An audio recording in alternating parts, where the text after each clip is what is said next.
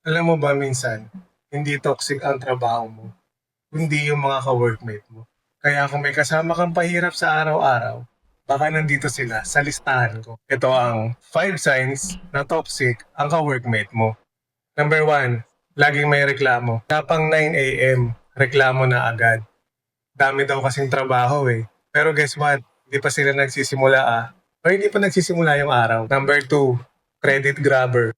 Yung group project na lahat kayo naghirap, nag-effort, nagbigay ng ambag or tsaka kanya-kanyang skills para maging matagumpay yung project. Tapos nung napansin ng boss, siya lang daw gumawa. Classic, ako lahat gumawa mo. Number 3, chismoso at chismosa. Hindi pa tapos yung lunch mo.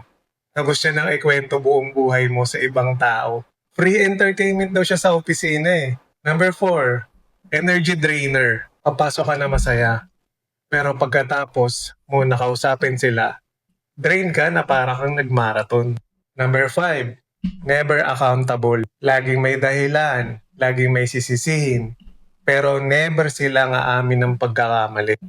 Kasi daw, di sila nagkakamali. Sure ka ba dyan? Perfect. So ayan, kung may naalala kang isang tao habang pinapanood mo to, huwag mo siyang itag, baka ikaw naman ang masisi. Ako si Paring Myong, like mo to kung may toxic workmate ka. At comment kung alin signs ang pinaka-relate ka.